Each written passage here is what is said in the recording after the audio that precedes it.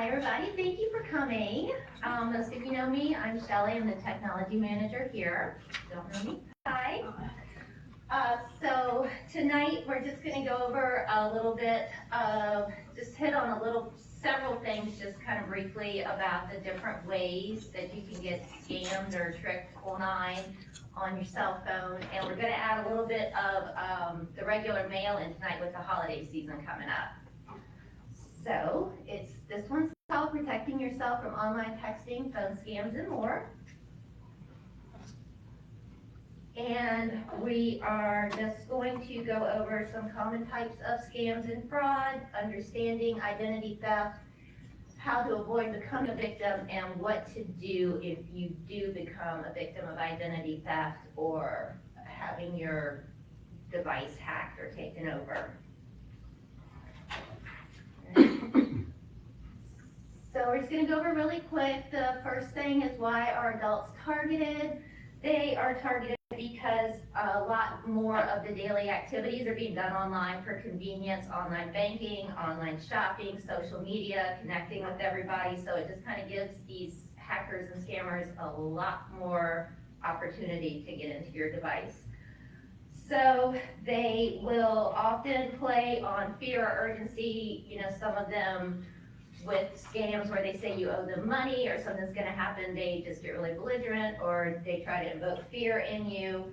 A big one is where they try to do technical assistance on your device. Say they're going to want to get remote access to help you with your device.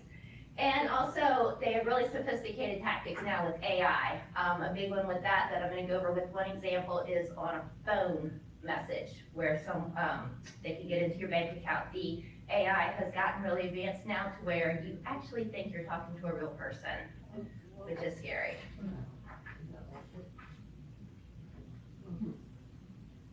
Okay, so the most common scams are called phishing, smishing, and vishing. I didn't come up with those names. So phishing is the email scam. So just briefly what that is you'll get an email that looks like it's coming from a legitimate source, a bank, government entity, Amazon, Netflix, something like that, ask you to click a link or download an attachment. So they want to steal your personal information that way, because usually in these accounts you will have a credit card entered in, or you will have, obviously it's your bank, you'll have a bank account entered in, something like that. So the red flags to look for are typos, grammatical errors, urgent language, or suspicious sender addresses and requests for sensitive information. So the first thing I always say to do if you get one that, say a big one is from Amazon that says, you need to click here, your account is getting ready to be charged $9,000 for these new TVs or something, and you kind of automatically panic and say, oh no, I didn't order that. So the first thing you want to do is just hover over the email address. You don't have to click it, just hover over the sender, and it's going to usually come up with just like xyz123@yahoo.com. And that way you know that it is not actually from Amazon or Netflix or anything like that. The ones trying to get to you from your bank are a little bit more advanced.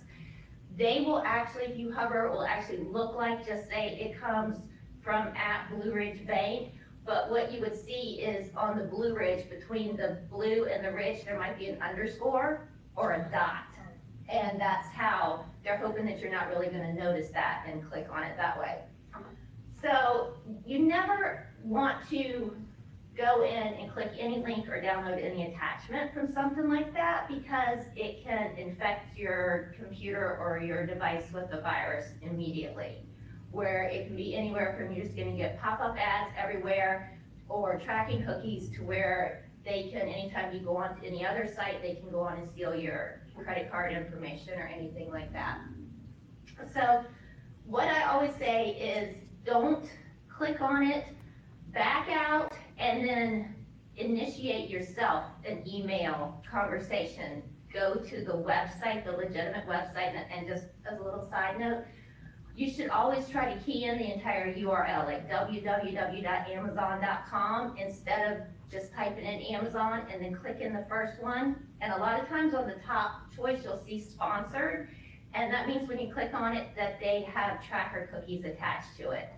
so they can track you. So if you can, always just try to key in the complete URL so you know you're at the legitimate website. And then that way, go through that way through their customer service and ask, did you send me this? Is this legitimate? And a lot of times they'll tell you no, and they'll give you an email address to send this email to, because they like to track when they've gotten phished like that and keep a hold of it.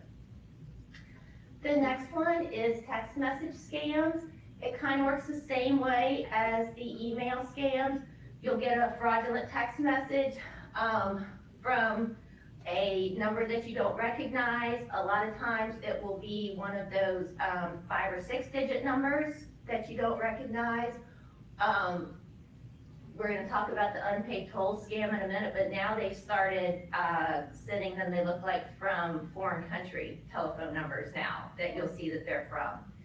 So what you're going to kind of notice with these, they're going to have grammatical errors, they're going to have typos, they're going to be very vague. They will say, dear account owner, or something like that. Please click this link to get into your account to verify. You know, Amazon has a big one, unfortunately, that's gotten into the text message hacks now, Netflix, just a few different ones. So again, really, you don't want to click those links. And the banks get hit quite a bit. A local bank, it happened to them a few months ago. The text messages were going out saying you need to click here so that we can verify your account information. And to their credit, I'm not gonna say which bank it was, but they sent out legitimate notices like almost right away as soon as they found out that it was going out. And we're like, don't click these text messages like that. So that's a big one. Local banks are getting hit too. The voice phishing and phone scams, they are gonna come, that's just what it sounds like. Someone's gonna call you, say they're from the bank, from tech support. My favorite is when Microsoft Office says they're calling you, Microsoft's calling you, you have a problem with your computer, and some people are like, well, I have a Mac. Yeah, but they don't know that, so. A big one is banks get hit with these voice ones a lot. And this is where the AI problem comes in. I actually listened to a progression from one where the original voice scam message came in. It was obviously very robotic, very AI oriented, very fake. And it did a progression of as they worked on it with AI to where it legitimately sounded like you're just having a conversation with the real person that has called you up. And just, this is one that I read about. What happened was a lady got a phone call from someone that said they were from her bank, told her that the accounts had been compromised there and she needed to verify her account and move her money to a new account because her account had been hacked within the bank.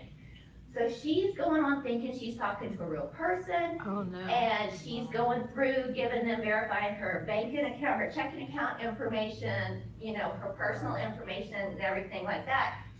So as she's verifying with this person on one line and she's sending them $12,000 from her savings account to go into another account, she's getting a call on her landline from the actual bank that could see the weird transactions going on in her account. She didn't answer the phone.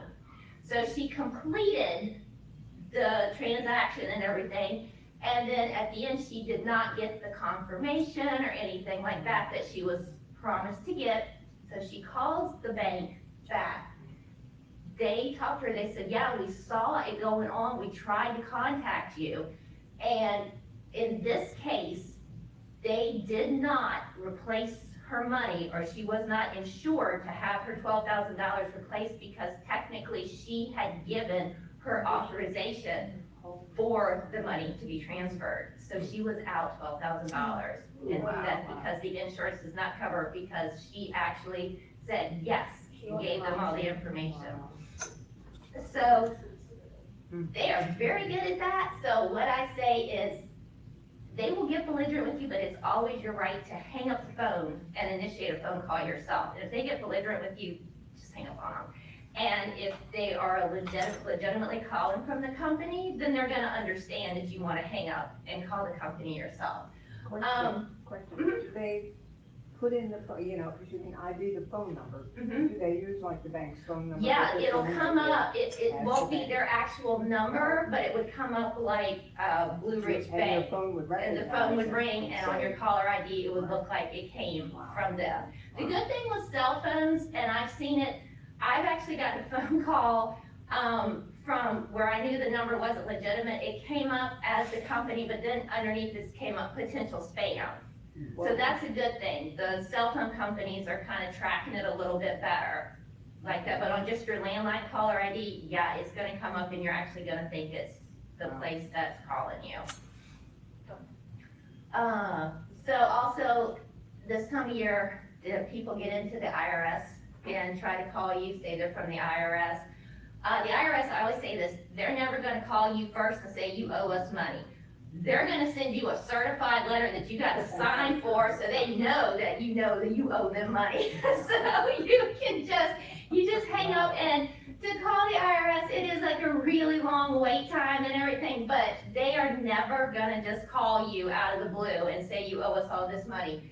And a really big thing with all of these is that you know it's a scam is when they ask you to pay in cryptocurrency, Apple iTunes cards, Google Play cards, prepaid debit cards, anything like that. That's always a big tell. Unfortunately, just a little bit, local, happened very locally here. One of the ministers at a local church got hacked. It looked like a text message was going out to the parishioners from this person saying that they were sick. Could you help me? And some people actually went to Walmart, bought the gift cards, and then before they got the text message where the church had caught it and were like, do not initiate, this is not real. And then of course, once you purchase a prepaid card like that, they won't take it back because they think you could have wanted it and taken the money off of it. So yeah, it's not just up here, now they're getting to where they're very localized as well. The last one are the snail mail scams. So a couple of big ones on that, and I'm gonna hit two of them. One is check washing, where you've mailed something out and they can take your check and manipulate it, and I'll get into that, I have a section on that.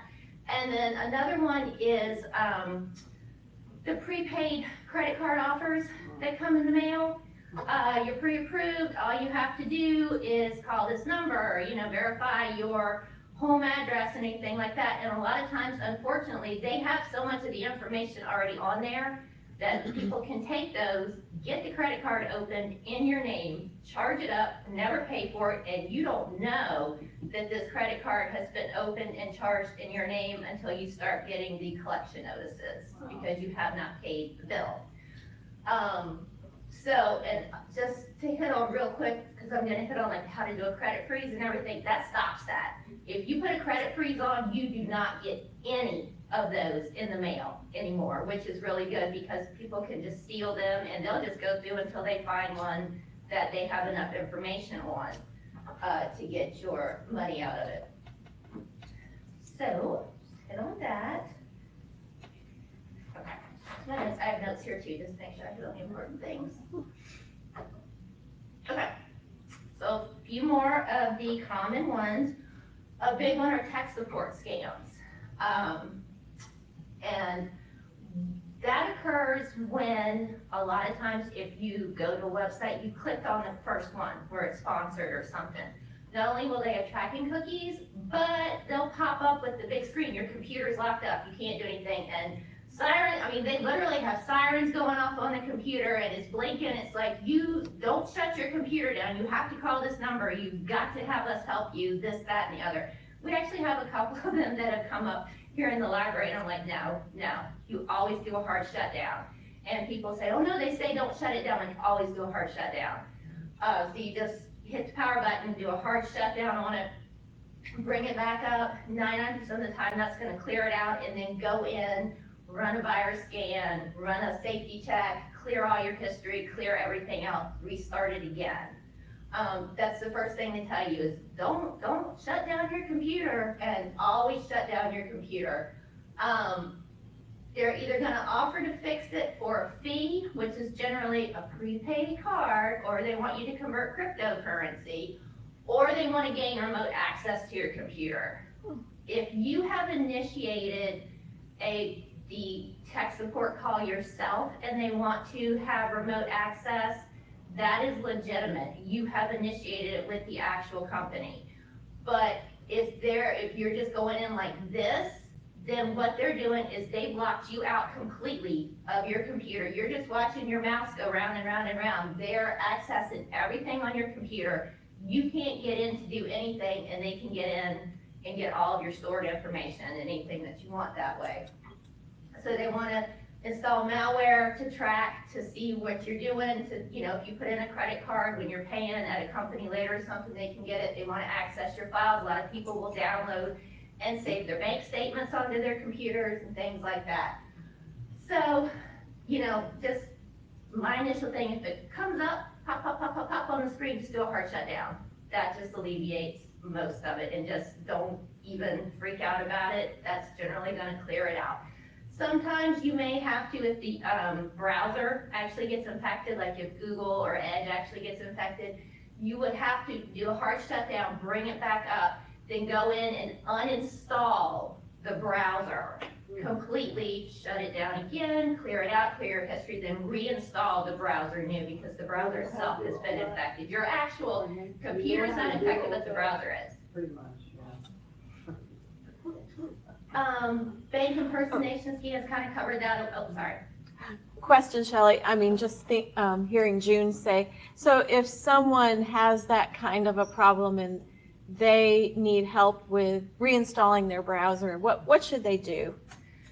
So if you need help with reinstalling a browser, what you're going to want to do is you're going to go into the settings of your computer, into the control panel, and then you'll have an option. It'll say to uninstall, reinstall programs. You'll click that. It'll list all your downloaded programs, and you'll just click on the browser one and hit uninstall. It'll take care of all that itself. It'll restart the computer, and then you'll just, most of the time, you're going to have another browser still on your computer that didn't get infected, so you would go in through that one and just, like, say, type in download Google Chrome, and then you would see it would come up to download the Google Chrome browser, and you would follow the instructions on that to reinstall it new.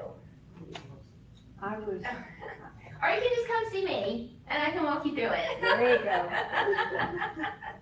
I get the cyber guy reports on a daily basis, and today's was on this issue of browsers. They're now, I guess AI is now getting into your browser and creating new browsers, and yours is kind of disappearing, so that when you pull it up, you think it's yours.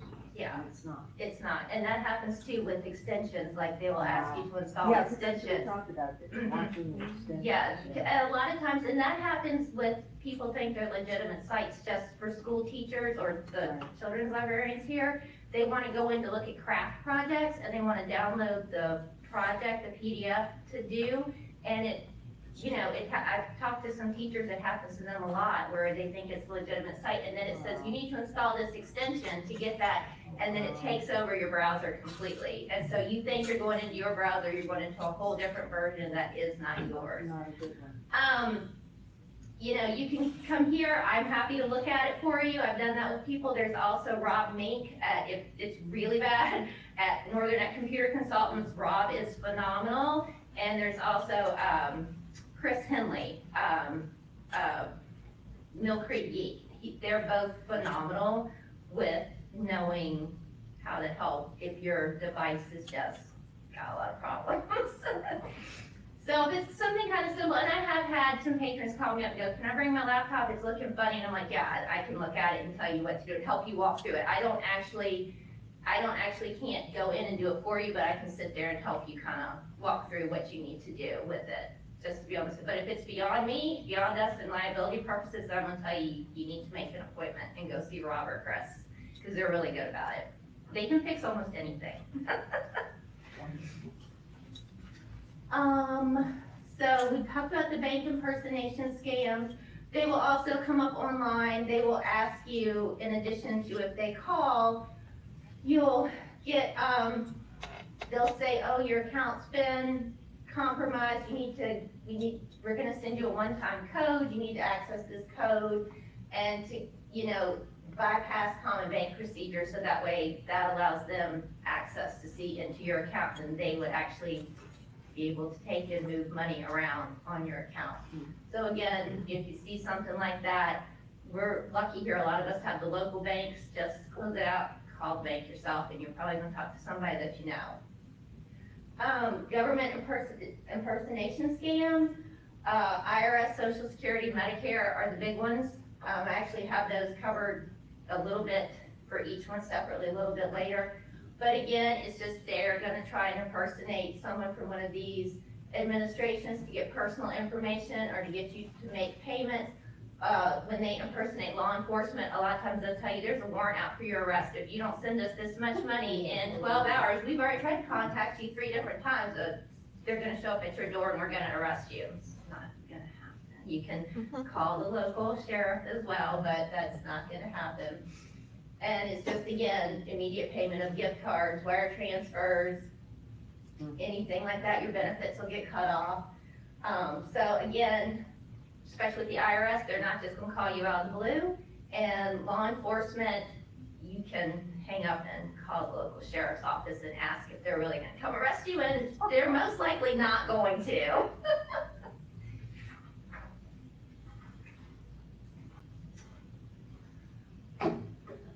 So one that's kind of going around a little bit are the online investment scams, and there's a couple of different ones on these. What they are is basically, they're gonna steal your money. They're gonna trick you. It's a couple of different ways they can do. You can invest. Basically, it all comes around to investing in fake opportunities. One would be if it'll originate either on like a meeting people's app or like social media where someone comes in and befriends you and you're talking online and everything and getting friendly, and then all of a sudden they're like, hey, I've got this great opportunity for you to make some money. I've got a new cryptocurrency platform going in. If you want to invest, you can buy real low. The dividends are going to come back really high and you're going to make a big profit. And they get you to wire them the money, and then when it's time for you to cash out, the platform has disappeared, and they've left with your money, and you aren't able to get in there. And I don't get into cryptocurrency a lot. I don't understand it enough to talk about it. I know, just don't do it, and because it's very easy, it's for it to become untraceable. And my big thing is, if I can't hold it in my hand, it's not really my money. It's not my credit card or something, because it's just and if you lose, if you did invest in it even legitimately and you lose the passcode information or lose the ability to get into your platform there, like say you save it on a USB, then you can't get into it. And again, it's just gone at that point. You have no way to trace it back to get back to us. I don't get into that a lot, but I will say that is, I get into it enough to say that's a big way that scammers want you to pay them, because it's basically untraceable. Another investment scam is the pyramid scheme. They really ballooned up during COVID, where people were having to stay home, and businesses were closing and people were trying to make money, work from home. A big one that got caught with that was the LuLaRoe, the leggings company. That is a legitimate company, but what happened was with them, it's definitely a pyramid scheme where the people at the top make the most money. They would host the parties and they would say, oh, you can buy buy these great clothes. And people were selling them. I mean, people were buying them and selling them. But say you come in, and I believe, I watched the documentary, the initial investment was at least $5,000 for you to buy. And you had no option of what you got. You ordered $5,000 and they just sent you stuff. You had no idea the patterns, no idea the sizes, dresses, shirts, leggings, anything. You just got a bulk shipment and then you had to sell. So you're stuck selling it. You've already invested $5,000. The person that brought you in, not only are they getting a cut on what you sell, but they're getting a cut on what you purchased. And it just went higher and higher. The higher up you were, the more cut you got, because you got a cut from the sales and a cut from the initial purchases as well. and they really flourished at COVID because so many people joined and they started noticing that, hey, they were losing money. They were going bankrupt because they couldn't sell the items. Mm. And so they actually got sued and the government stepped in because for the higher ups, the higher level salespeople, their commission checks were so high, they were actually above the legal limit of what they were getting. Some people were getting commission like $40,000 a month in Wow. commission on this, yeah.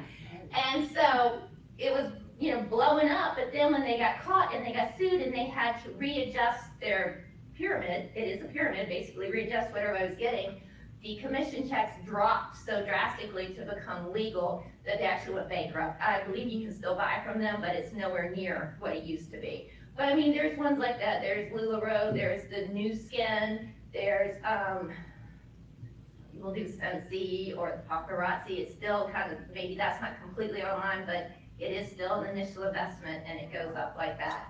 You just have to be really careful. It's like the too good to be true. Get rich quick. You can make all this money. And it just, most people wind up losing money on that.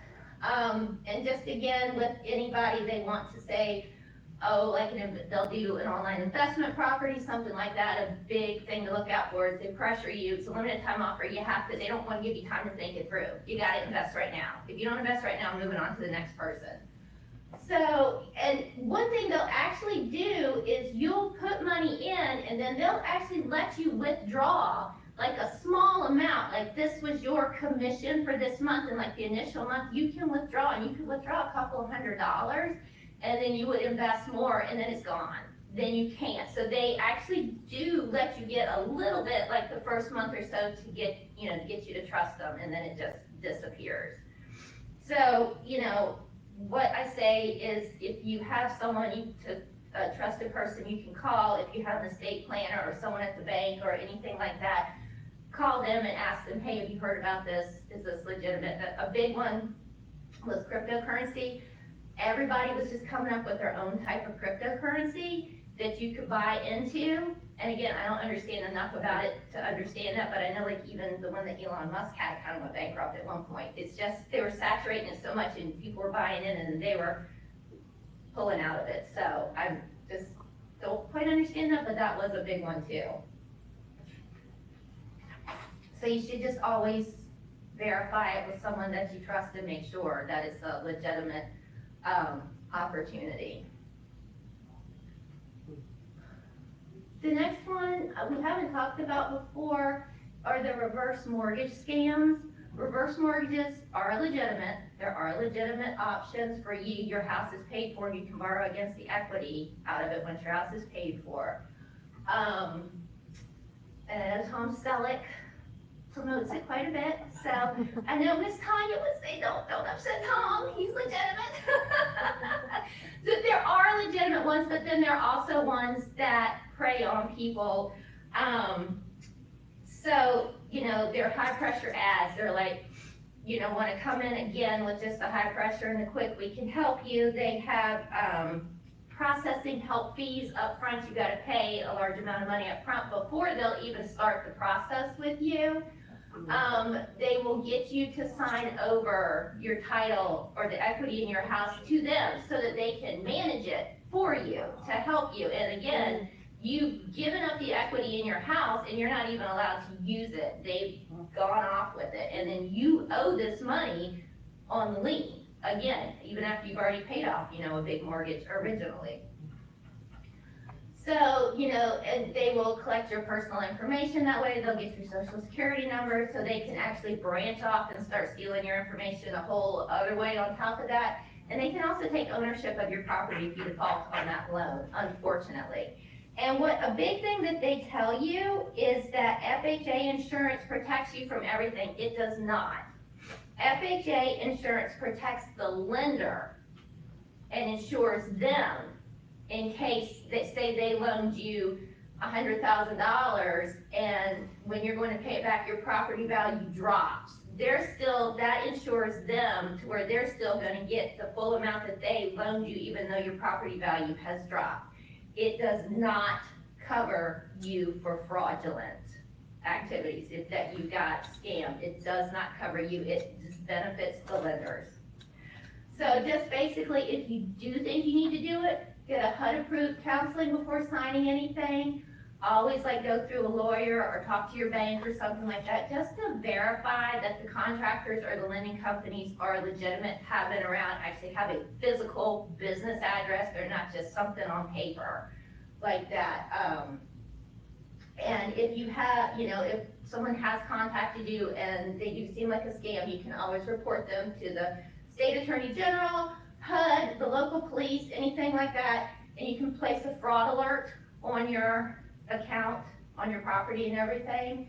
And you always want to save all communications and documents so that you can document any of the correspondence that you have with them, because they may still continue to try to contact your bank or to contact someone else and act like that you had okayed it. So you always want to put a fraud alert. And I will say the same thing on this. I think you should do is, if your credit card gets hacked or anything, go file a police report. They may not be able to do anything, and they'll tell you, we can't do anything about this, but it's on the record that if it happens again or it keeps going into it, that you put it on legal record that you did not agree to this, that this happened to you, so that it helps you to not be responsible. They may not be able to do anything about it in the moment, but in the long run, it helps you that you tracked it legally that way, that you reported it, so they don't think you're in on it.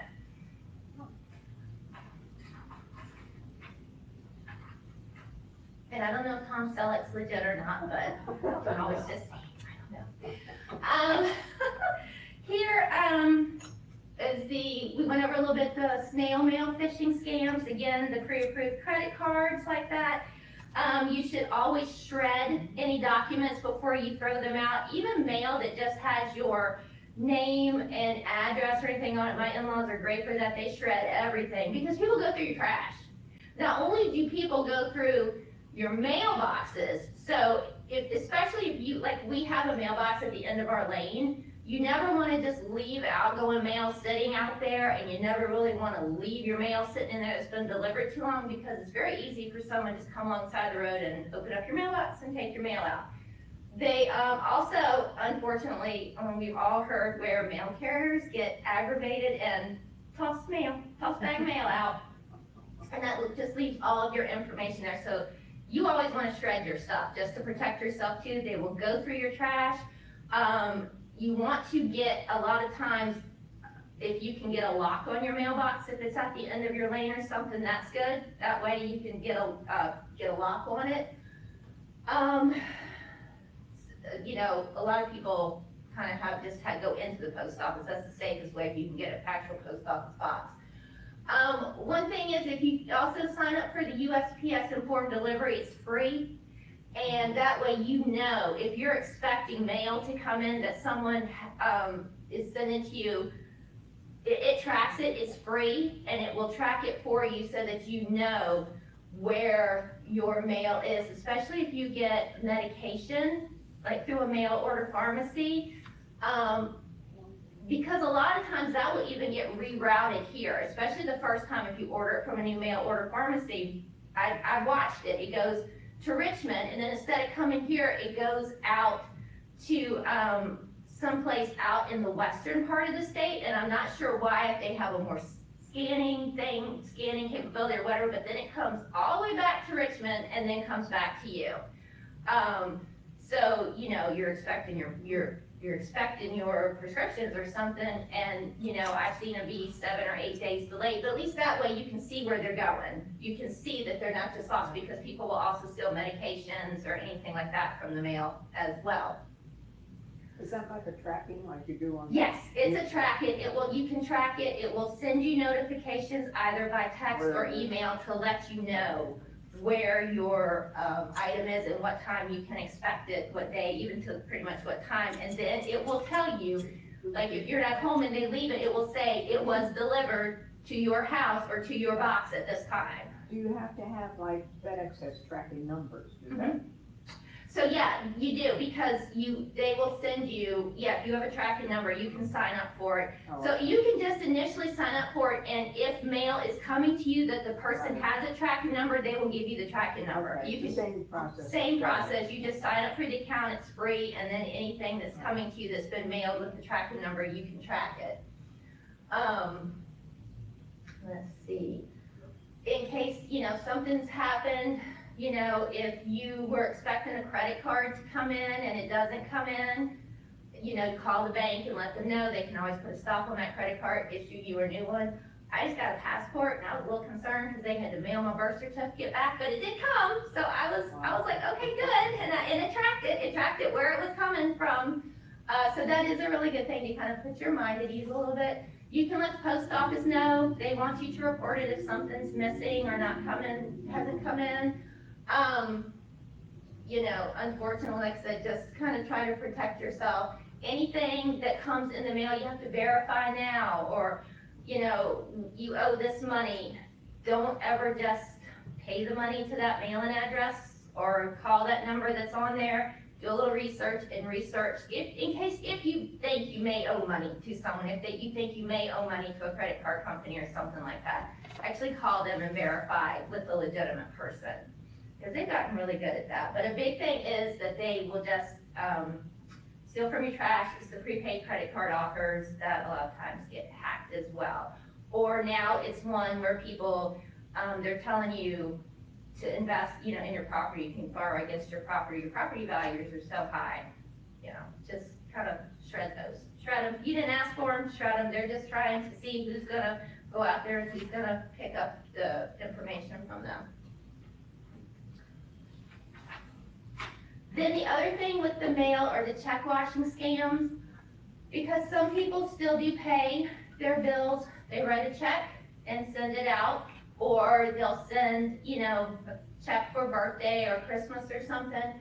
So what happens there is, again, thieves will go through either if the mail's been dumped off somewhere, where they just don't want to deliver it, or it's sitting there, or they can go through your box and they'll see where you've got a check that you wrote.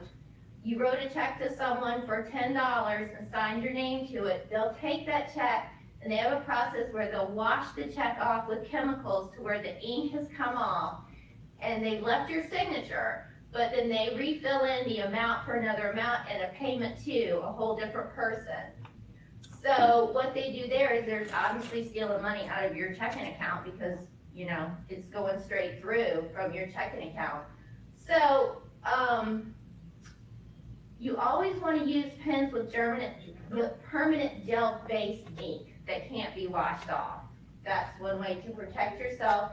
Drop your mail inside the post office. At least you're protecting yourself a little bit on the first step. You can't control when it goes out, but if you drop it in the post office, that is safer than dropping it on an outside box or leaving it outside in your box outside of your lane.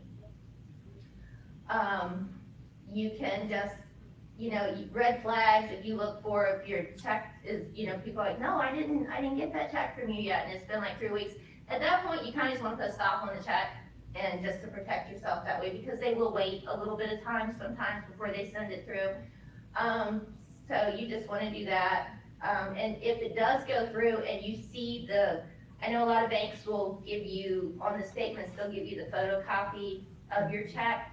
And then, if you're lucky, you can take it in and say, obviously this wasn't my handwriting, and see if they'll work with you, because you are supposed to be insured that way. And unlike that woman who lost her $12,000, you didn't actually give the verbal confirmation to move your money somewhere, so they will work with you on that. But the biggest thing is just use a permanent gel-based ink that can't be washed, and put it in from the inside of a post office. But I just wanted to kind of hit on that with the holiday seasons coming up, and also people pay their taxes this time of year. They'll write a check and everything, and unfortunately this time of year too, the mail carriers will just dump the bags of mail off on the side of the road. They just don't want to deliver anymore. They don't do that in this area. No. But when they're coming from Richmond still, they'll do it, yeah. Right. So we always hit on Medicare. If you've come to these before, I just always like to hit on Medicare fraud a little bit, because it is a really prevalent scam, and I think a lot of people around here can be affected by it. First of all, you get a call or a text or an email from a fake Medicare representative asking you to verify your Medicare number. They always tell you treat your Medicare number the same as your credit card number. You're not just going to give that full number out to somebody. They're going to tell you, oh, we need to send you a new card, or we need to get you a new number, or your benefits are going to be canceled. That is not true. That is not going to happen. Again, hang up the phone, don't click the link, and then you can contact the Medicare office yourself in case you're worried about it. Another big one where they do is they will offer you, you get for an offer for discounted or free medical equipment. So you go through and you give them all your Medicare information, and you're expecting, say, an oxygen system to come to your house. We're going to give you the Inogen oxygen system for a huge discount than what you would have to pay. You give them all that information, all that paperwork gets filed. You don't get the equipment, and then you get billed from Medicare because Medicare got the request from the scammer for the equipment, sent it to them, and they're probably reselling it somewhere, and then you're responsible for the portion on Medicare, and it's not the discounted portion either. So I always say just kind of be really careful on that, and again, verify. Your best thing to do is to actually contact Medicare yourself to get help if you need any equipment or anything like that. The pre-approved, if your current plan is ending or want you to switch or something like that, Medicare does not endorse specific plans, and that gets into this time of year. You're going to see a lot of the celebrity endorsed commercials for the Medicare Advantage or the Medicare supplement plans, where they will tell you, hey, are you on Medicare? You have Part A, Part B. Here, this is a supplement here. We can get you free eyeglasses, free groceries. We give you money for gas to get you to the grocery store, you know, anything like that. It's not real. You're paying them for this. You're not going to get any of the benefits. And unfortunately, a lot of times that will cancel out your real Medicare, and you can't file a claim on your real Medicare. So not only have they taken your money, you're not getting anything, but they've affected what you can actually claim on your real Medicare that way. So you don't ever want to buy any of those celebrity endorsed things. I truly don't know how they're still on the airwaves going out, because everybody knows they're just not legitimate. And it's the too good to be true. Everybody would love to have gas money, free groceries, free eyeglasses, anything like that. That's great. You've earned it at this point. I feel like if you're on Medicare, but you're not going to get it. And it's going to stop you from getting anything with your actual Medicare. Again, you need to look at if you get a call. Unfortunately, like when you give your card to a hospital or a doctor's office, they can get hacked, and what they'll do is hackers will go in and they'll sell your information. They'll sell your personal information, your Medicare, to these non-legitimate companies that are going to call and say they're from XYZ medical company. We've been told that we need to authorize this medical test for you. They're unnecessary tests that you don't need, that they're going to charge you for, that are not actually needed, and Medicare did not actually authorize them to go through like that for you. And another one here, a big one, and I think this happened again after COVID, are the telehealth fraud. They'll bill for telehealth services that were not provided. They'll say, oh, well, don't you remember we had this telephone call, we had the Zoom call with you. So even, you can say, okay, well, sure, I had one with my doctor. That's fine, but then you're getting charges from, like the administration company charging you for administrative fees and stuff, and that's just not legitimate. So again, what I say is contact your actual hospital, contact your actual doctor, and verify any of these things first. And then if you do think, oops, the next screen. If you do think you have been hacked on that way, you can call the Medicare Patrol, the Office of the Inspector General, and report what happened. So the red flags are, again, free medical services or products, the unsolicited, belligerent calls, emails from someone claiming to be from Medicare. They're not just going to keep bothering you. They're busy. They have other stuff that they have. You know, if you call Medicare, you're gonna be sitting and waiting in line to talk to them. They don't have time to just continually call you. And then again, just the belligerent pressure to act really fast and try to get your information from you and just insist that you give the card number. If they're actually calling you from Medicare, they've got all that information up on the computer screen already. So again, what they say is guard your Medicare number and your card just like you would a credit card. Review your statements, like you get your explanation of benefits, review those very carefully. And if you have any questionable items on there, you are way within your right to call and question if those were actually legitimate services. There's a direct Medicare, on the handout, on the links, this information is here too, the Medicare direct number. And also, you know, again, just know what Medicare covers. That's what the celebrity endorsed supplements or advantage plans. Medicare, unfortunately, is not going to give you free groceries and free eyeglasses and gas money. That'd be great, but they won't. So, again, hang up, call them straight yourself, and verify any of the information. And unfortunately, Montel Williams should not be trying to sell you those Medicare plans because they're not good. Another one that I hit on just about every time are the IRS tax fraud. So the first thing I say, if you're getting a belligerent call, you owe us money. You owe us this, you need to pay this money right now. You owe these back taxes, you owe this. They do not call you first. They do not. They're not gonna call you. They're not gonna send you an email or a text message. You're gonna get a certified mail in the letter you gotta sign for. They wanna know that you know that you owe them money.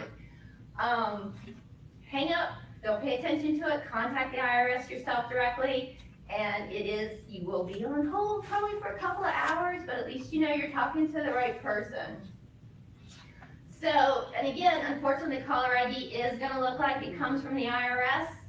That can happen. It can also happen on the state level as well with state taxes, I've seen sometimes.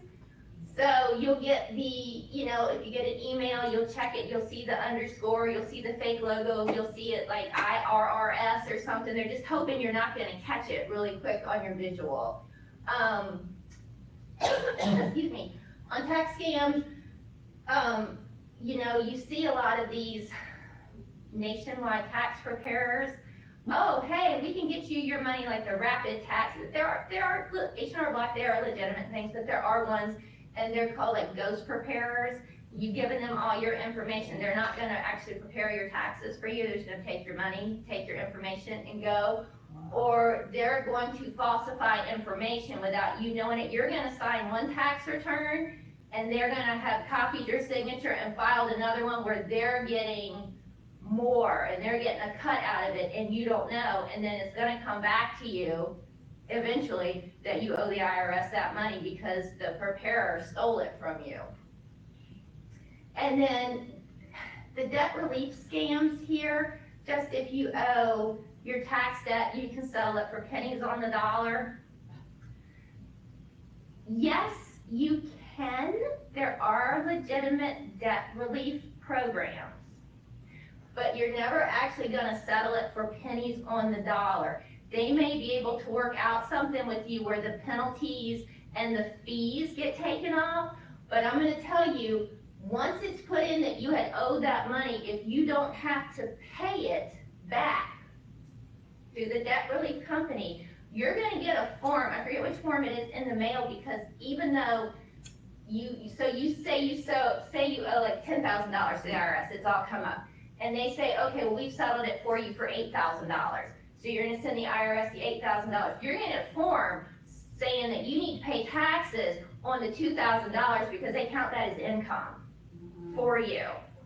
So you didn't owe that $2,000, they negotiated it down, but they count it as income because it had already gone to the IRS. So you still have to pay taxes on it for that year.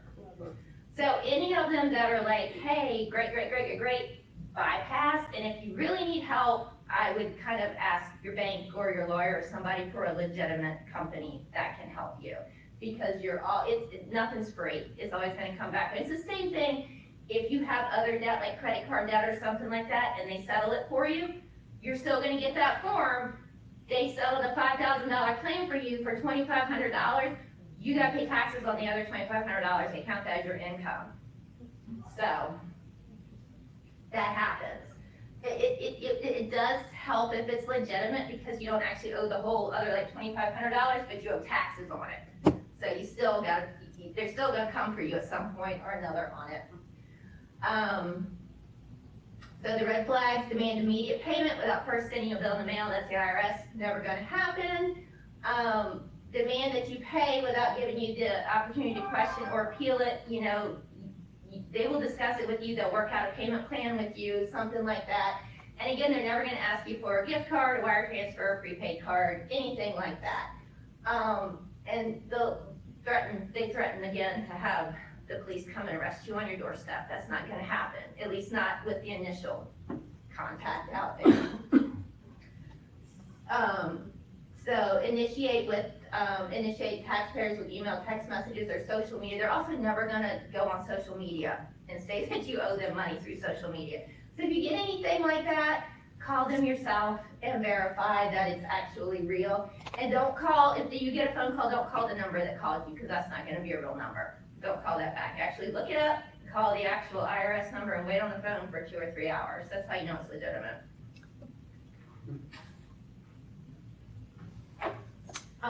So kind of talked about that. I kind of skip ahead sometimes, sorry. Hang out, don't give out any of your information. Don't click on any links or attachments. Don't reply. You can forward the full email or a screenshot they have. They're like some of the other companies, they want to know phishing at irs.gov. They want to know what's going around so they can try and get a handle on it. Report to the FTC for IRS telephone scam or IRS email scam. They actually have extensions now specifically for that to help you. Verify official communications by contacting the IRS directly. Use the irs.gov for official information forms and everything like that. Don't fill out a form like this. They say they owe you money. Oh, here's the form. It may not be the official form. And we even tell people that when they come in to look for forms for tax filing, and they'll go on and they'll just click the first form and they fill it all out, and then it goes, you owe money for this. It's a PDF filler form. So we always try and just help you and say you need to go irs.gov or the Virginia State Tax.gov and fill out those forms. Same thing with veterans benefits. That gets hit really hard, which really just irritates me that they make it so difficult for veterans to get what they deserve. And it's just, you go through, you fill out all your information, and then it's like, you have to put in a credit card to get this form to print because it will not print, it will not download, it will not do anything. So go to the legitimate government website to get any of the real forms. You don't have to pay for them at that point. You just download them and print them out that way. And never sign a blank or incomplete return, obviously, because they're just going to change it up on you. So, we're going to move in now. What is identity theft? I had mine stolen, so I know what it is. It's not fun. You did? Yes, I did, twice. From the same place. So, identity theft is where they steal your PII, personal identifying information from you to commit fraud or to get financial gain. So, the types of information they steal from you is your name, address, phone number, social security number, date of birth, bank account, credit card, driver's license number, because we all know it's not our social anymore, medical insurance information, that's the Medicare numbers, or even they can hack into like Anthem and file claims against your health insurance policy. So how it happens are data breaches. Obviously, we all get a lot of those emails. Verizon has been hacked. Anthem has been hacked and your information has been sold. Unfortunately, even if you don't have a big footprint online, your information is out there somewhere, which is really bad, but there's really nothing you can do about it. You just try to protect yourself as best as you can. The mail theft, going through the emails to try and get it. Unsecured public Wi-Fi, ours is secure. And we also have the sonic wall, which won't let you go onto nefarious sites. It'll stop you. Shoulder surfing in public places, that's obvious. People are kind of looking over at your device, see what you're doing. They got now with the phone screens, they have privacy screens where someone looking over you or off to the side can't see your screen. You can see it, but they can't see what's on your screen anymore. That's a new thing they've started selling now. and physical theft, of course, of your wallet or purse. I will just tell you, I had mine stolen through the VEC. I had to, years ago, I was in a car accident and I could not work, but it was going to be too long to go on disability. So the company was like, go ahead and file unemployment on us because it's only going to be just for like 3 or 4 weeks, that you can't do it and disability is not going to come through. It was, medical issues. So I only used it, I only used it for like a month maybe, and it was legitimate. Then it was like a few years later, it comes through and they're like, oh, here's all the paperwork for your unemployment claim. Like, I work it. I didn't know I got fired. Did she fire me? Yeah, let's No, fire we me. won't fire you. And Never. it goes on, and you're like, what is this? And they're using my information, and I contacted the Warsaw office, talked to someone. She actually put a notation on my account because they don't actually close out your accounts. And again, this happened a lot. They got hacked a lot due to COVID. A lot of people with unemployment and everything were getting hacked really bad after COVID when that all went through. Workers' compensation also got hacked really badly too. If you'd ever filed workers' compensation, they were filing other claims on you. So they actually knocked my account, fraudulent account, no claims, da da da da da. So, and I went and filed a police report as well. And they said, there's nothing we can do about it. I'm like, I understand that, but I want it on record. So what I did, just because I freaked out and I got really panicky about it, because it's scary. And so I paid off and canceled all my credit cards. I'm just a little bit more, I use a prepaid card. I don't have any more credit cards. I paid mine off because I was getting, once they hacked into that, I was getting, oh, thank you for signing up for your new Bank of America card. Thank you for signing up for your Capital. Yeah, I was getting those. And then I had to go through and handle that and say, these are fraudulent accounts. I'm not applying for these credit cards. So then I finally got all that settled, closed my credit card, paid it off, had everything straight. And they filed another unemployment claim with the blinking bright red letters fraudulent account. And I called the woman at the office again, and she's like, it's right here. It shouldn't go through. Turns out it was an inside thing that they were doing. They found out it was workers' compensation too. But they actually got a couple $1,000s out of it. I wasn't responsible for it because I'd done the steps and I had the police report, but they actually gave them a couple $1,000s for it. And it's worse now because they don't give you like before, like you would get it put into your checking account. They'll give you a debit card now. And that's how you get it. So they'll mail the other person to the other mailing account gets the debit card and you don't know. Whatever these people did, they were kind of stupid and they gave my mailing address, so I got all the information the second time and called them up. But yeah, it's they they can open up accounts in your name, anything like that, and it is scary like that. And I will be the first one to tell you. And you get just really, it is very scary when it first happens. So I will just say the first thing you need to do is just take a breath. Just sit down and take a breath and sort out everything that you think has been affected. And unfortunately, it does keep going sometimes, and you just have to work through it with each of the companies that have said something has gone on. A little bit of a funny thing, I got a notice the second time from, I think it's Truist now, it used to be BB&T, and they were like, sending information out about my loan account. And I was like, and it came through, I got an email, it was like 3 in the morning, and I'm like, oh my God, and I'm thinking, I couldn't call them until like 8:30 the next morning. I'm freaking out, and I'm on the phone, and the lady, she goes on there, she goes, ma'am, I'm really sorry. She said, you had a car loan back like when you were in college with BB. I'm like, yes, I did. I had a car loan that I paid off years ago. And she's like, I am so sorry. When the Truist came in and purchased, they just sent form letters out to everybody that had ever had any account thanking you for your business. And I was like, so it was legitimate, but it scared the crap out of me because I thought someone had taken a loan out. She was like, I am so sorry about that. And I'm like, I bet you're going to get a lot more phone calls on that. But again, once you kind of do have to keep an eye out too. Once it happens to you once, they'll still kind of try if your information's out there, so you really need to just kind of keep a good check on it, unfortunately, if it happens. And like I said, the main thing you want to do is file a police report. They're going to tell you they can't do anything. You tell them, yes, I understand that, but please just file this report anyway. I want it on record. And that definitely helps you.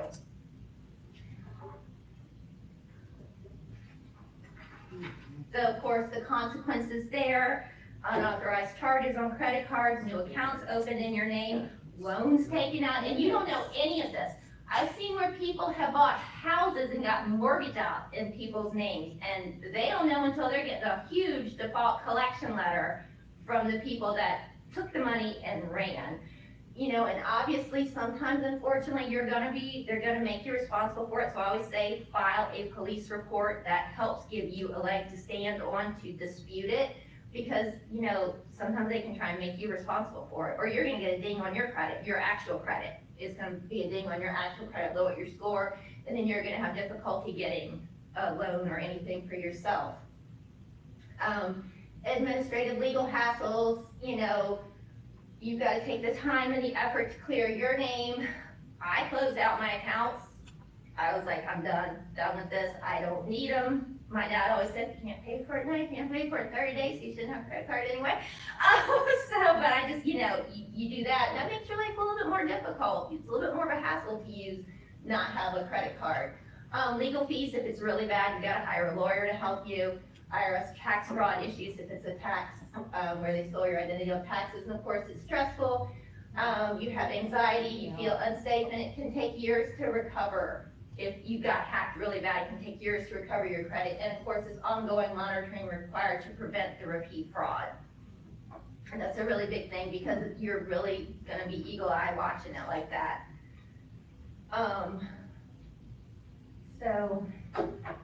So I actually have a little bit of information on what to do. That's going to come later, so I'm going to not talk about that anymore. We'll do that later. So we're going to skip ahead right now. The tolls, yes, I got asked a few times on this one and the last, are you going to cover the unpaid tolls? Yes. You're going to get a text message. I don't even have an Easy Pass. And it says, you owe all this money, your Easy Pass is past due. Well, it's simple for me, I know I don't have one. But if you have one, you kind of wonder, and you're like, oh, do I actually owe that money? So it's going to come from, a lot of times it'll come from like one of those 5 or 6 digit numbers, or now they've got smart and they do out of the country numbers. I don't know why they think you're not going to notice. That's a little weird. And the latest thing that I've seen is they send it out in a group text now, that you have an unpaid toll and it's in a group text. Wow. And I actually got one, and of course I let it go, and I was like, I know it's not real, but one of the people in the group text started responding, was like, what do I owe? Who do I call? Who do I pay? And everybody else is like, no, don't respond to this text. Don't, contact your local government. Don't respond to this text. So they're just trying, I think they're just trying all sorts of ways to now get into it. You're going to see it's going to say, dear toll account holder. It's not going to have your name. It's going to have really bad grammatical errors in it a lot of times. It's going to have a link to pay now or view details. Don't ever click that link. You can just contact the Easy Pass toll company, and they will, believe me, if you owe them money, they'll tell you that you ran the toll or that you owe them money or anything. They'll tell you again with the belligerent, your account's going to be suspended, you're going to take legal action. It's not true. So again, don't click the link or reply, verify it independently, contact the toll office yourself, and you can report it, the suspicious text, to the 7726 spam, and you can also, if it comes in an email, or if it had a link in it for an email, you can report it to the FBI Internet Crime Complaint Center now. They have gotten, the FBI has cracked down on that with the cybercrime unit now, which is a federal offense, and they're trying to curb these people this way. You can now report it as a federal offense due to cyber crimes. Another one is, of course, your package is stuck. Comes from FedEx, UPS, USPS. Your package is stuck. We need you to verify your address on this link. Click this link to give us your information. So again, that's where the USPS or the FedEx tracking or UPS tracking informed delivery comes in handy, because a lot of times you're not even expecting a package. You didn't order anything. Some of us that order a lot from Amazon get a little concerned because we're like, oh, I do have some packages out there, let me check. But you know, if you don't do a lot of ordering like that, then you know you don't have a package coming to you. But if you do, definitely sign up. It's free for any of those, for the informed delivery through any of those, and you can track your packages and know what you actually ordered. You know, you missed your delivery, we can't verify your address, anything like that. They're just trying to get your personal information. Unfortunately, that is prevalent here in Virginia. We do get a lot of those. So again, just verify directly. You can always go in, if you don't have the informed delivery, you can go into the site, whichever one it is, and set it up yourself, and they'll tell you, then it'll pop up with anything that you do have coming to you that you've ordered. Don't use any of the links that come in the text or anything like that. And you can forward the text to spam@uspis.gov or 7726 or to the FTC to report the fraud. So don't ever click anything in it. You can report it, or the best thing to do is just delete and block, report as junk. And just, you know, just don't even click anything in it, don't open anything in it, just send it to the spam world. But unfortunately, that is a big one that comes here.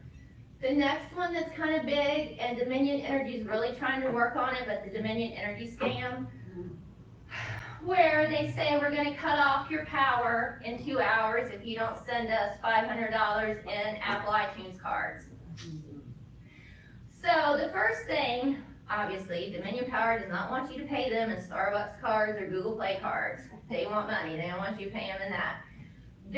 Dominion Energy is never going to just cut you off if you miss your first payment or something. They're never going to do that. First thing they're going to do if you get behind is they're going to try and work out a payment plan with you. If you don't honor the payment plan, they're going to cut you off. They will, because they've given you a chance to pay it. But they are never going to just call you up or email you or text you or say, we're cutting off your power in 1 hour if you don't send us this money. So again, if you get something like that, and call Dominion Energy, and when you actually call, the first thing that comes up on the message is, attention, there's a scam going around. If you received a phone call or a text, that is not us. We are not going to ask you for that money. We are never going to just disconnect your service without talking to you. So it's actually when you call them for anything, even to just report that your power's out or something, that's the first thing that pops up on their phone message. And online as well, it'll tell you, it'll come up, hey, there's a scam going around. Don't pay attention to that.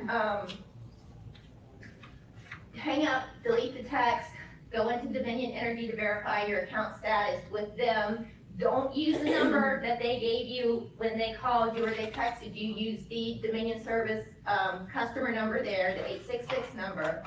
And again, they're never gonna want you to pay them with a prepaid card. And they do want you to report it because they are trying to get a handle on it, but they're having a really hard time getting a handle on it. To the DominionEnergy.com safety scams, report a scammer. And also, you know, you can contact your local law enforcement if you want to file a police report on it, but usually Dominion Energy will handle it for you. Just some ongoing scams in Virginia, and I'll tell you where I found this. The AARP website has an interactive map. It's called the Scam Awareness Map, and you click on it on their page and you enter in your zip code, and it gives you a listing of all the prevalent scams. These are the big ones I'm going to go through, but what I find kind of interesting is when I clicked on it to look at it yesterday, it actually had very localized scams, like one in this area with a local contractor that had gone around, gotten the money, and not done the work, and people had reported it. So it is a little bit more broad, but it also has some very, very localized problems if they've been reported as well on that. Contractor. Oh, they didn't say. So, but it was just one that had, it was actually in the Middle Peninsula, Northern Neck area.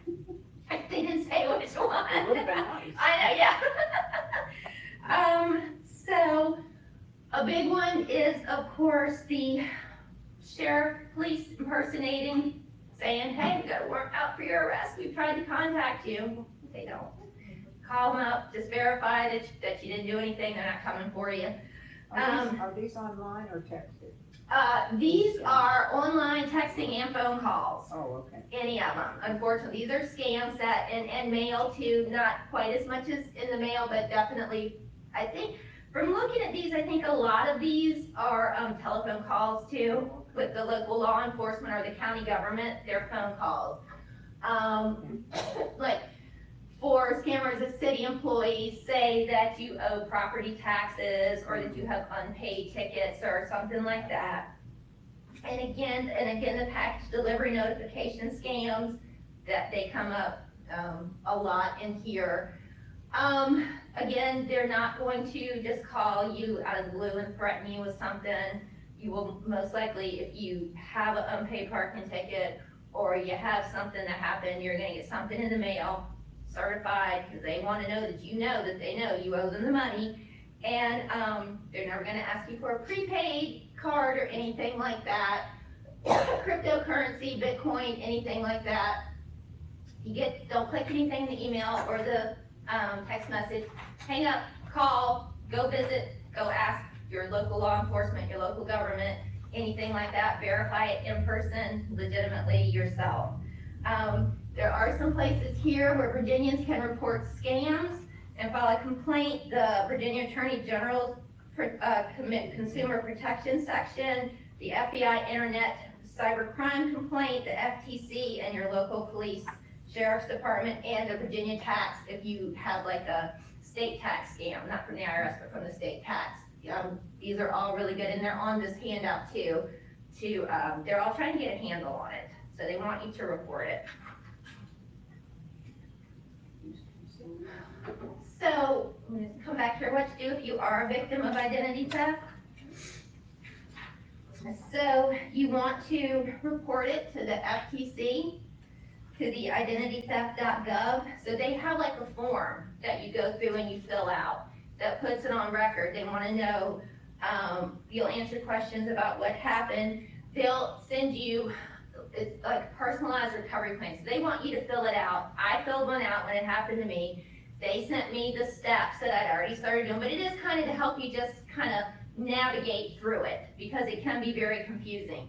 And they will offer you some information, like you can actually get, I forget what it's called, I didn't get it, but you actually get like something like a passport, like a number where you can't even file your taxes, even if you owe money, without going through a bunch of steps to verify that it's you.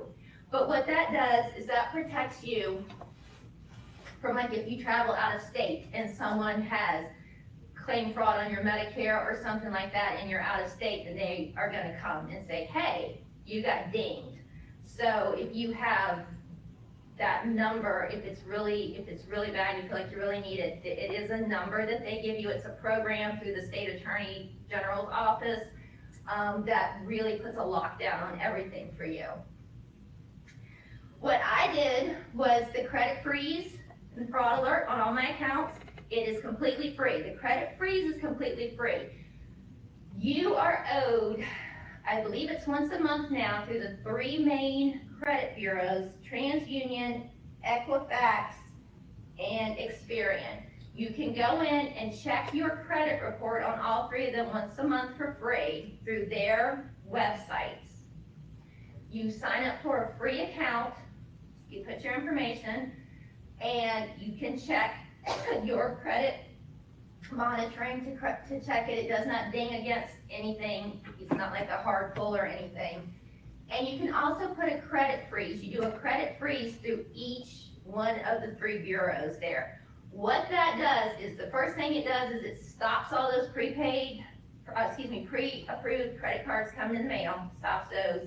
Oh. And no one can check your account. They can't go in to check, like, say if someone wanted to go buy a car in your name, it's going to get dinged that they wanted to do a credit pull on you. And they also can't open accounts in your name. One of the three would notify you. Okay. Yeah. You should, if you want to do it, you should put the freeze through all three. Right. I believe it's TransUnion that usually notifies you first, because I actually did get one that someone was trying to open a credit card. They were like, hey, we got this notification.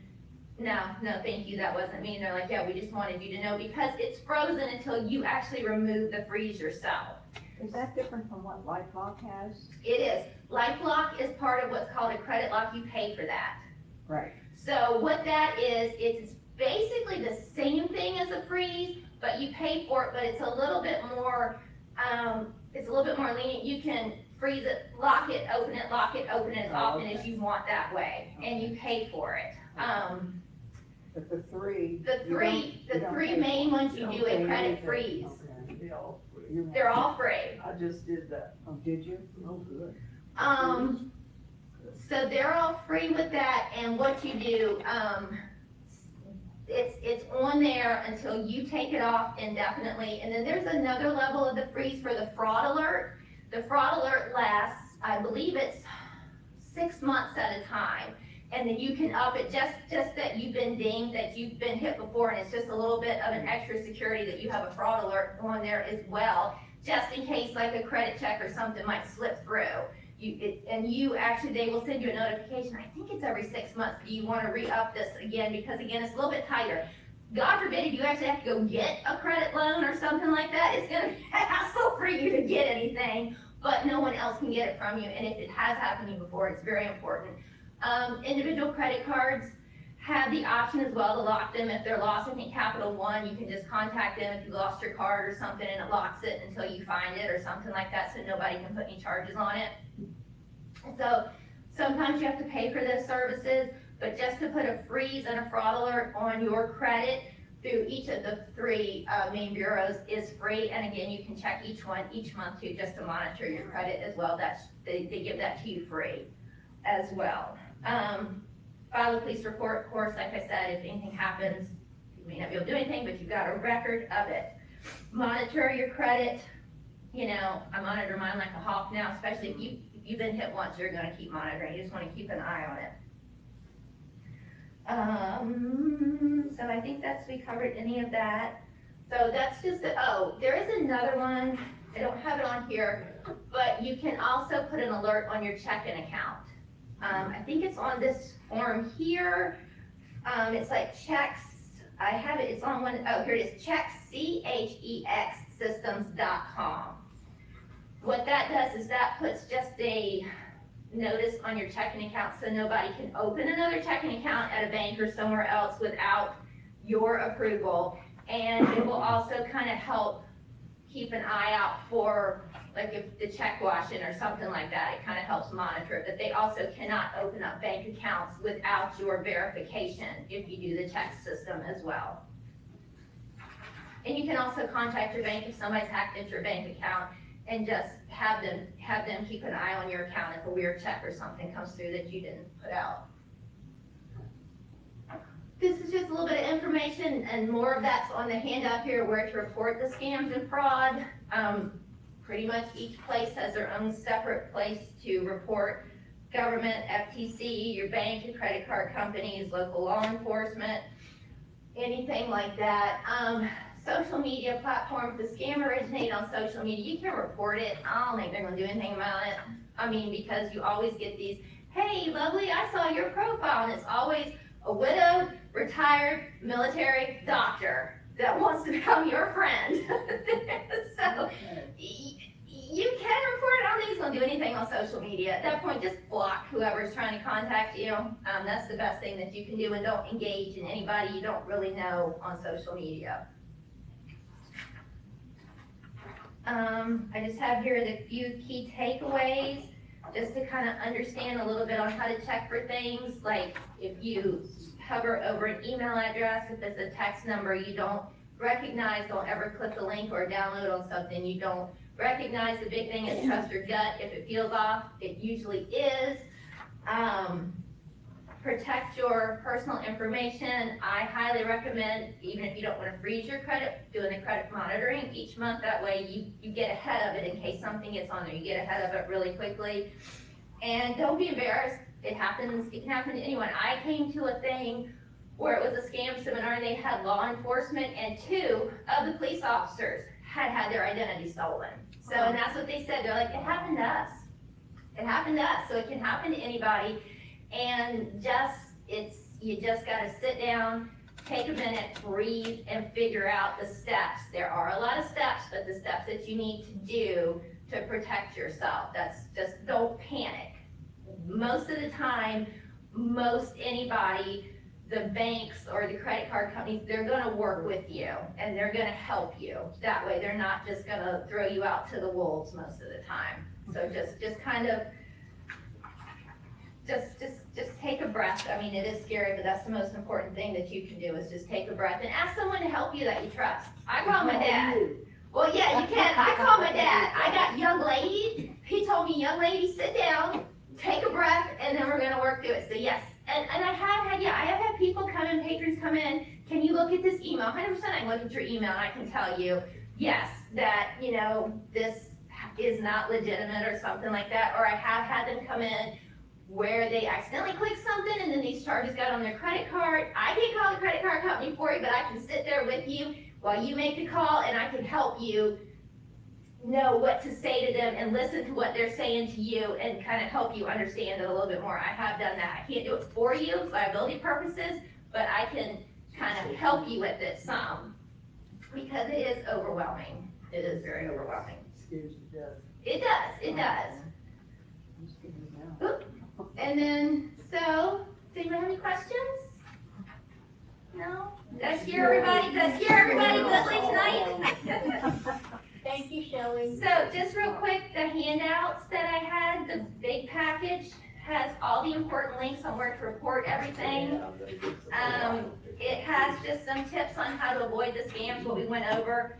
Some of the big scams like we didn't cover, like the grandparent scam where they call and say your grandson is in jail, you need to send money, the dating app scams, anything like that. It's just a listing of those for, just to have for information. And then there's a nice chart here, your visual guide to fraud. It helps you, did this happen to you, take this step, did you take this step? It kind of is like a little walkthrough to help you if something happens to you so you can kind of think a little bit in the beginning. When you were talking about taking yourself off the internet, you know, there's a company called Incognito.com, or yeah, .com, and it takes, I guess it's, I joined it because it erases, they take everything off the internet by sending, like, I don't know what, you know, different companies, whether it's a real estate company or something like that, they send them a request to remove your name. And I checked it before I came, and they sent out originally 247 requests Yeah. on the internet because we were everywhere.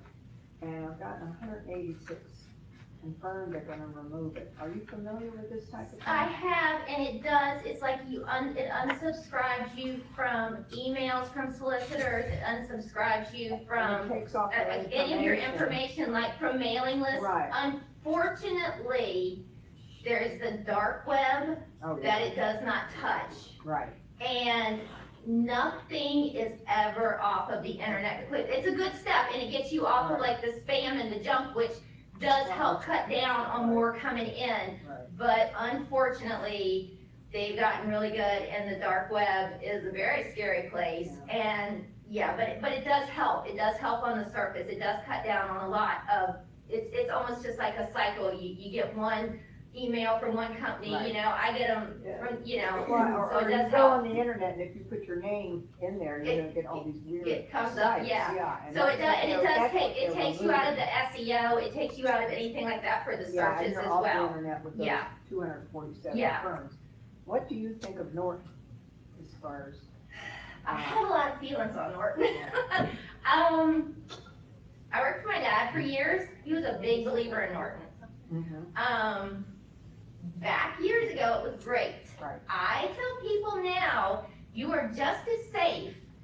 First of all, a Mac, Apple is very safe, the same with an iPhone. The same as I tell people, if you can pay your bills through an app on your iPad or your iPhone or your Mac, it is actually much more secure than going through the URL through the website to check your bank Really? account. Yes, it is. Apple? The app, or on like your Android, like the Play Store, the app. A laptop or something. Yeah, anything, so the MacBook, the iPad, the iPhone, also with the Android, they have the app as the Play Store. Apps are very secure. Apple is very secure in itself, just on its own. So Norton, to me, what I tell people honestly is you're just as secure with when you get Windows, if you keep up to date with your virus protection and your scans. Norton has become very much an upseller. Yes. They used to be very good. They partnered with LifeLock. I'm sure LifeLock is good. I know people that use it, but again, it's a paid thing. Norton upsells and they sell your information out to these other people. So while yes, they may be good, like I don't trust McAfee. I throw McAfee in the trash when it comes to computers. But Norton, yes, it is good for helping with virus protection and things like that, but they are upsellers. They've sold your information out. And they're hard to get rid of too. Yes, they are. Could you help me one day? Yes. So They're hard to get rid of. Oh, yeah. yeah, they keep coming. They're very hard to cancel. Hard now, but I've been dismayed recently with, like you said, upselling, you know. It used to be it was all inclusive, Yes. and now they're picking. Yeah. Oh, you want antivirus, you have to pay for this. If you want this, you have to pay for this. Yeah. I'm like, wait a minute. And they upsell you to just like the credit box, like anything like that. Yeah, exactly. So my personal opinion is Apple products are the best. It's been proven that they are very less open to viruses or anything like that. Apps, legitimate apps through the Apple App Store or the Play Store for Androids are very secure, very much harder to hack than going in through the URL through a website.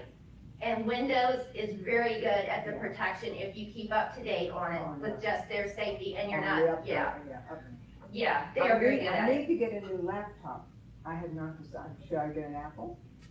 I'm an Apple person. That's your preference. I've always had HP. Yeah, Me too. that's your preference. I would do the research and see what you're comfortable with. My personal preference is thinking Apple is much more secure. It's a little learning curve. It is. I was It's a little gonna say, different. because the You operating gotta hit system, this button over here. Yeah. this button over yeah, here. it's an iOS, the same as here for the operating Oh, system. yeah, you It's got the that same as- phone. You'll Yeah. be fine. Yeah. So that it's your preference, but just for security, And you got rid it's a of little bit safer. I'm sorry, you got rid of North. All right, Shelley, thank you so much. This was a wonderful program. Thank you. Thank you guys. And the reason to get rid of it was, I mean, Please take some food.